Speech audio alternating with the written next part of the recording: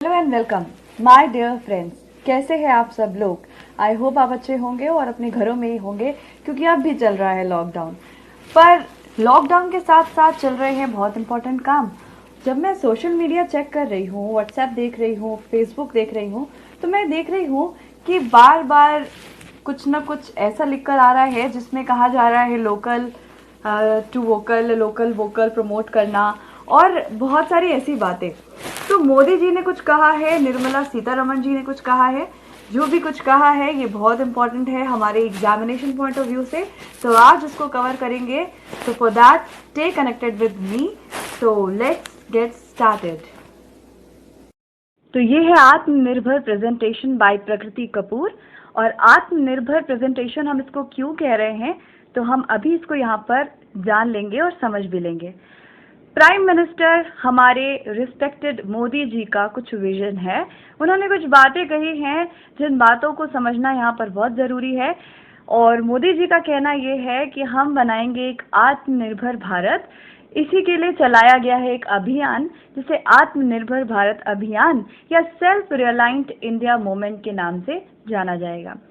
अभी आत्मनिर्भर बनने के लिए हमें कुछ स्तंभ यानी पिलर्स की रिक्वायरमेंट होगी। तो कौन से हैं वो पिलर्स, तो हम उसे समझ लेते हैं। अगर हम बात करें पहले पिलर की, तो जो पहला पिलर है वो है इकोनॉमी। इकोनॉमी एक बहुत इंपॉर्टेंट चीज़ होती है। इकोनॉमी जिसे हम अर्थव्यवस्था कहते हैं, और इस अर्थव्यवस्था के अंदर किस तरह से काम हो रहा है यही आपकी ग्रोथ को डिसाइड करता है। तो अभी हमें एक ऐसी इकोनॉमी बनानी है जो इंक्रीमेंटल चेंज नहीं जबकि क्वांटम चेंज लेके आए, क्योंकि वैसे भी कोरोना वायरस के वजह से बहुत सारी लॉस हमने बियर किए हैं, तो अब उससे आगे निकलना है और इसीलिए इस पहले पिलर की ओर ध्यान देना पड़ेगा जो कि है इकोनॉमी। सेकेंड, जो दूसरा पिलर है हमारा, वो है इंफ्रास्ट्रक्चर। इंफ्रास्ट्रक्चर ये एक हमारे ऐसा इंफ्रास्ट्रक्चर जो हमारे आधुनिक भारत की पहचान बनेगा। आधुनिक भारत की पहचान ये क्यों बनेगा? क्योंकि इंफ्रास्ट्रक्चर के बेसिस पर ही हम अपने आगे के ग्रोथ को या डेवलपमेंट को डिटरमाइन कर सकते हैं।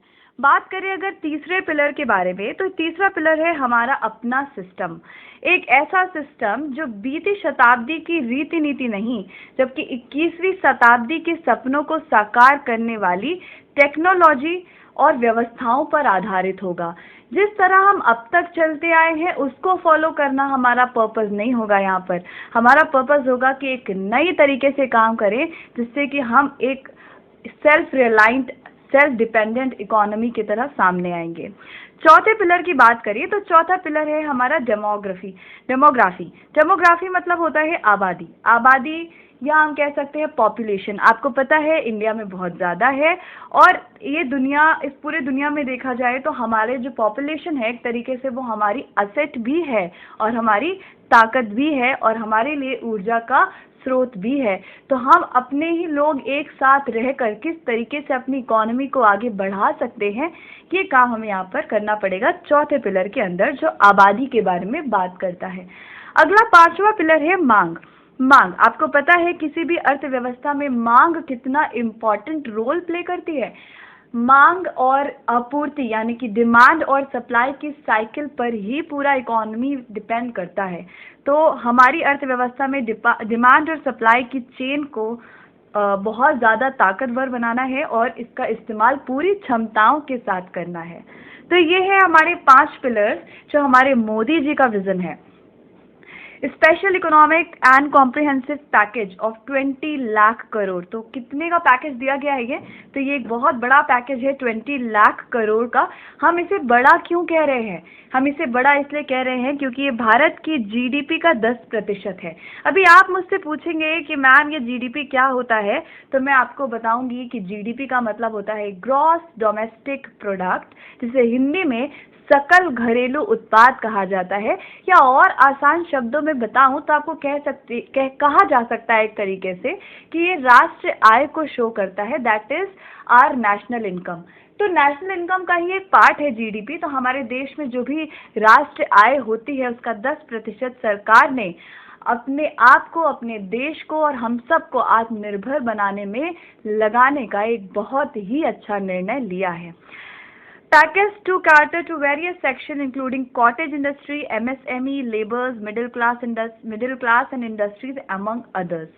तो इसका जो इस्तेमाल है 20 लाख करोड़ का, इसका इस्तेमाल अलग अलग सेक्शंस में अलग अलग जगहों पर किया जाएगा और वो जनरली पुअर्स के लिए होगा, जहाँ पर यहाँ पर जिक्र भी किया गया है cottage industry, medium and small industries के लिए, छोटी छोटी उद्योगों के लिए, लेबर्स के लिए किया जा सकता है, मिडिल क्लास लोगों के लिए किया जा सकता है, इंडस्ट्रीज के लिए और भी कई सारी जगह डिफाइन की गई हैं। इसके अलावा अगर हम बात करें तो हमारा जो मुख्य उद्देश्य है वो सेल्फ रिलायंस यानी कि आत्मनिर्भर बनने की ओर रहेगा।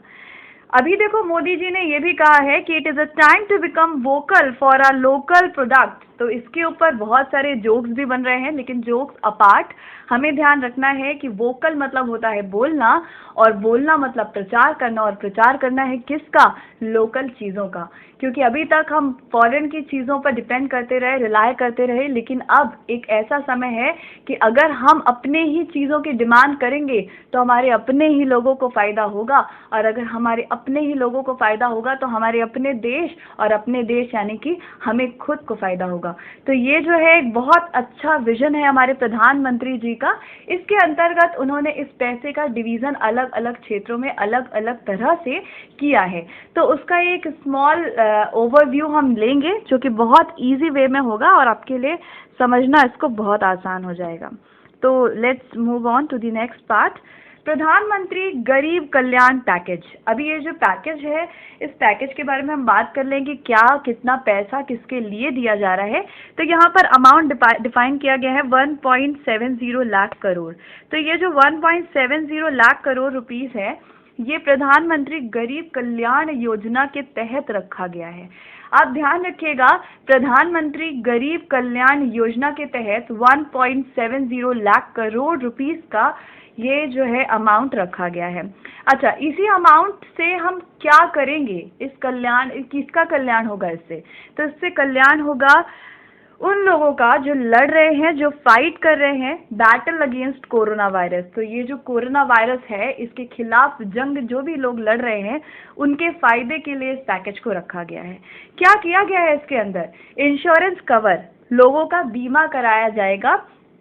और कितना? तो पर हेल्थ वर्कर, जो भी हमारे कोरोना वायरस के लिए जो हमारे लोग काम कर रहे हैं, जिन्हें हम कोरोना वॉरियर्स भी के नाम से भी जान रहे हैं, उनका बीमा कराया जाएगा 50 लाख रुपए तक का। तो याद रहे कि इंश्योरेंस कवर कितने का?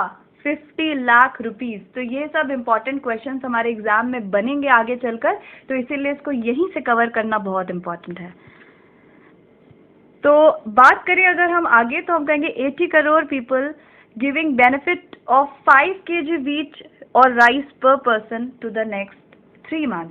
आने वाले 3 महीनों तक 80 करोड़ लोगों को 5 किलो चावल और गेहूं हर एक पर पर्सन को प्रोवाइड किया जाएगा। दाल की बात करें तो 1 किलो दाल फॉर ईच हाउस होल्ड, हर घर में आने वाले 3 महीने। तो एक चीज़ तो आप ध्यान रखिए, ये 3 महीने 3 महीने 3 महीने 3 महीने 3 महीने सब कॉमन है 3 महीने। तो अगर ड्यूरेशन पूछ लिया जाए तो आंसर 3 महीना टिक कर देना आंखें बंद करके। अगर हमसे पूछ लिया जाए कि चावल और गेहूं कितना, तो वो 5 किलो। पूछ लिया जाए दाल कितना, तो वो होगा 1 किलो। अगर हम बात करें महिलाओं के जनधन खाते के बारे में, तो महिलाओं के लिए 20 करोड़ रुपए दिए गए हैं। 20 करोड़ पूरा टोटल अमाउंट है, जिसमें से पर वुमेन को, एक व्यक्ति को पर हेड 500 रुपए मिलेगा। आगे बात करें, आपको पता होगा प्रधानमंत्री उज्ज्वला योजना एक आई थी, जिसके तहत free gas cylinders connections provide किए गए थे उन लोगों को जो बिलो पॉवर्टी लाइन है, जो अत्यधिक बहुत ज़्यादा गरीब हैं, जो गरीबी रेखा के नीचे आते हैं। इन लोगों को 8 करोड़ पुअर फैमिलीज को गैस सिलेंडर दिए गए थे उस समय भी, और अब आगे देखा जाए तो 8 करोड़ लोगों को फिर से gas cylinder free of cost provide कराए जाएंगे। आगे की बात करें तो हम ये कह सकते हैं कि मनरेगा जो है, ये एक योजना है जो पहले आई थी महात्मा गांधी, ये रोजगार के लिए है। लोगों को डेफिनेट 100 दिनों का रोजगार इसके तहत दिया जाता था, मगर अब ये उस समय कहा गया था कि आपको काम मिले या ना मिले, हम किसी भी तरह से आपको 100 दिन का काम भी दिलाएंगे और पैसा भी दिलाएंगे, लेकिन इसी मनरेगा को 202 दिन कर दिया गया है। तो फिलहाल आप इसको याद रखेंगे कि 202 रुपीज़ पर डे और फ्रॉम ₹182। देखो 100 डेज का तो ये होता था, वो तो आपको पता है, लेकिन पहले कितना पैसा मिलता था इसके विद इन, तो पहले बेनिफिट मिलता था ₹182, मगर अभी इसे बढ़ाकर 202 रुपये कर दिया गया प्रतिदिन का। 202 रुपये प्रतिदिन जो मनरेगा के विद इन काम करते हैं उनके लिए।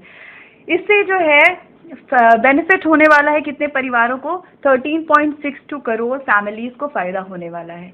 तो ये बहुत इंपॉर्टेंट आंकड़े हैं, आई होप आप समझ रहे होंगे। आगे बढ़ते हैं, बात करेंगे प्रधानमंत्री गरीब कल्याण पैकेज 2 के बारे में। तो यहाँ पर दिया गया है किसानों को प्रधानमंत्री किसान योजना के तहत 2,000 पेड टू फार्मर्स, है ना। तो 2,000 रुपये दिए गए हैं, जिससे फ़ायदा हुआ है कितने फार्मर्स को, कितने किसानों को, 8.7 करोड़। तो बेसिकली हमारे पास ये आंकड़े जो है ना कि कितनों को फ़ायदा हुआ है, इससे ज़्यादा इंपॉर्टेंट ये होता है कि कितना दिया गया है। तो वो हमारे एग्जामिनेशन पॉइंट ऑफ व्यू से ज़्यादा इंपॉर्टेंट है, तो उस पर ज़रूर फोकस रखें। Building and construction work welfare fund allowed use to provide relief to workers. तो एक वेलफेयर फंड बनाया गया है, एक कोष बनाया गया है, जिसमें जो भी वर्कर्स हैं जो बिल्डिंग्स वगैरह बनाने के काम करते थे उनको उसके विद इन बेनिफिट दिया जाएगा। 24% of the monthly wages to be credited into their PF account for next 3 month. देखो फिर 3 मंथ्स आ गए, तो 3 मंथ्स को लेकर तो फिर रिलैक्स रहना है, ये 3 महीने की बात ही है।